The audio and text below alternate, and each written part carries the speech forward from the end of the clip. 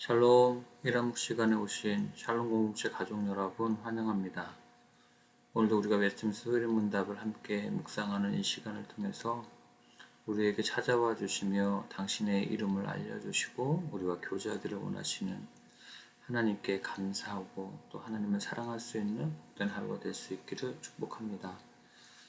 함께 나눌 문답은 53문답에서 56문답입니다. 제가 질문을 읽고 여러분은 대답을 같이 읽어주시기 바랍니다. 세 번째 계명이 무엇인가요? 세 번째 계명은 너는 너희 하나님 여호와의 이름을 망령되이 일컫지 말라. 나 여호와는 내 이름을 망령되이 일컫는 자를 죄 없다 하지 아니하리라 입니다. 세 번째 계명에서 무엇이 요구되었나요? 세 번째 계명에서 요구되는 것은 하나님의 이름과 칭호와 속성과 규례와 말씀과 행사를 거룩하고 경외함으로 사용하라는 것입니다. 세 번째 계명에서 무엇이 금지되었나요?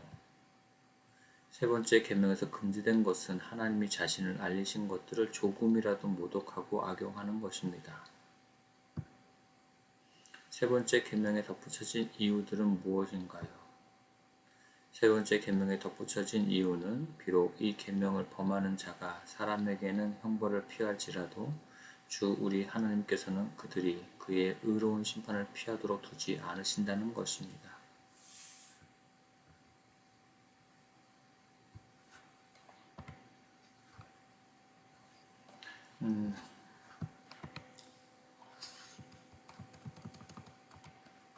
네. 세 번째 계명은 너는 너희 하나님 여호와의 이름을 망령되이 일컫지 말라. 나 여호와는 내 이름을 망령되이 일컫는 자를 죄 없다 하지 아니하리라입니다. 하나님의 이름을 헛되게 사용하거나 내세우지 말라는 뜻입니다. 이름은 자신의 존재를 알리는 수단이 됩니다. 하나님께서 우리에게 자신의 이름을 알려주셨다는 것은 하나님이 어떤 분이신지를 우리에게 가르쳐 주셨다는 것입니다. 하나님께서 이름을 알려주셨다는 것은 그러기에 우리와 친히 관계를 맺기 위해서입니다. 그러므로 우리는 하나님의 이름 앞에 나아갈 때에는 합당한 자세를 취해야 합니다. 하나님의 이름을 무시하거나 헛되고 불손하게 이용하거나 미신적으로 남용하거나 사악한 마음으로 언급하는 등 하나님의 이름을 욕되게 하는 일을 해서는 안 되는 것입니다. 첫 번째 계명이 우리가 사랑하고 예배해야 할 대상에 대해, 두 번째 계명이 예배하고 사랑하는 방식에 대해 가르쳐주고 있고요. 세 번째 계명은 우리가 사랑할 대상을 사랑하는 자세에 대해 가르쳐 주시고 있습니다. 자세라는 말이 겉으로 보이는 부분에만 관련된 말이 아니라 보이지 않는 우리의 마음과 연결되어 있다는 것을 우리는 잘 알고 있습니다. 마음이 없으면 제대로 된 자세가 나오지를 않습니다. 어떤 일에 임하는 자세를 보면 그 사람의 마음가짐을 알 수가 있습니다. 이와 같이 우리가 하나님을 사랑하는 사람이라면 그 사랑하는 마음에 걸맞는 자세가 나오기 마련입니다. 초대교회 성도들의 삶을 묘사하는 내용들을 보면 그들은 예수 그리스도께 속한 사람들로서 주변 사람들과 구별되는 빛과 소금의 삶을 살았었습니다. 그들의 삶을 보면서 그들을 핍박하던 사람들이 오히려 예수 그리스도가 어떤 분이신지를 궁금해할 만큼 초대교회 그리스도인들의 삶은 특별했습니다. 그러나 지금 우리 시대의 많은 그리스도인들은 그 모습이 초대교회 때의 성도들과 많은 부분에서 다릅니다.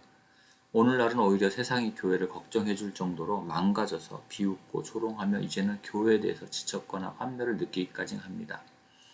그리스도의 이름을 명차로 달고 산다는 그리스도인들이 보여주는 망신스러운 삶의 자세를 보면서 그 속에 절대로 그리스도가 없다는 것을 우리도 알고 세상도 알 수가 있습니다. 그러기에 우리를 기독교와 교회를 욕하는 사람들을 만났을 때 우리들은 그들과 싸우려 하기보다는 그들을 오히려 선지자처럼 여겨서 우리 자신과 우리 교회부터 돌아볼 수 있어야 하겠습니다.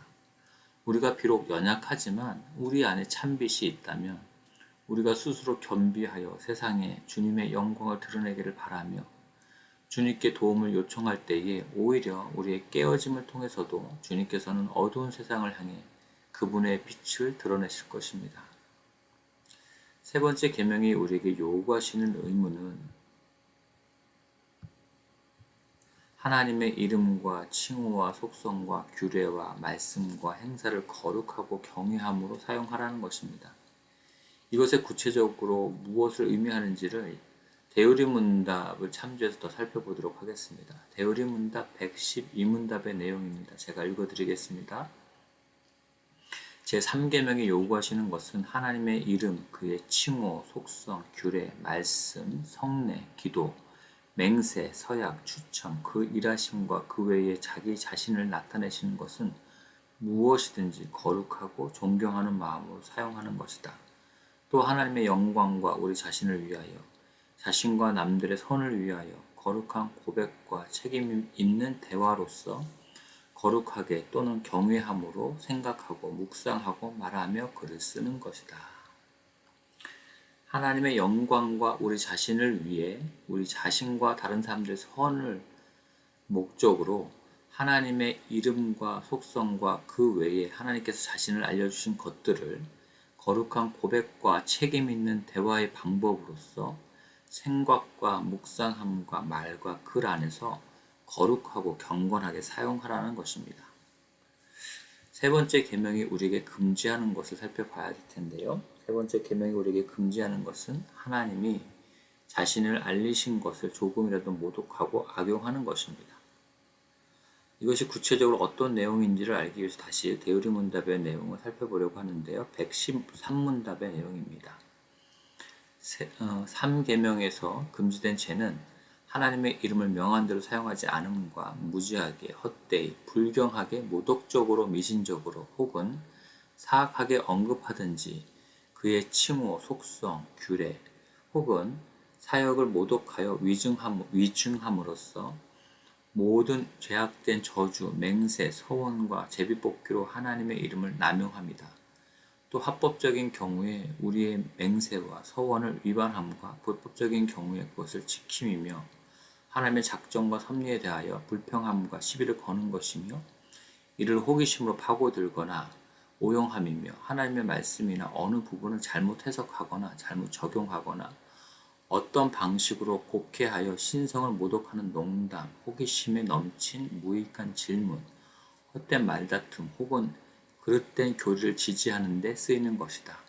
또 하나님의 이름을 피조물 혹은 하나님의 이름 밑에 내포되어 있는 무엇이든지 말씀과 죄악된 정욕과 행사에 악용함이며 하나님의 진리와 은혜 및 방법을 해방하고 경멸하고 욕하고 혹은 어떻게든지 반항함이며 외식과 사악한 목적으로 신앙을 고백하는 것이며 하나님의 이름을 부끄러워하거나 불안하고 지혜 없고 결실 없는 해로운 행위에 의해서 그 이름의 수치를 돌리거나 그 이름을 배반합니다.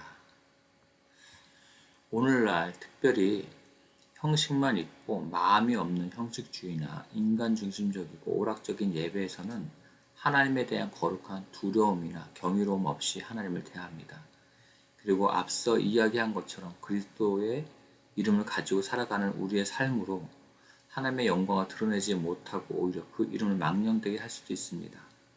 사교나 상업을 위해 교회의 직분을 남용하는 일, 남을 비방하거나 모함하는 일, 폭력을 사용하는 일, 교회 안에서 내분을 일으키는 일, 교회끼리 분쟁하는 일, 상식에서 벗어나거나 공중도덕 등을 지키지 않는 것으로 하나님의 이름을 망령되게 할 수 있습니다.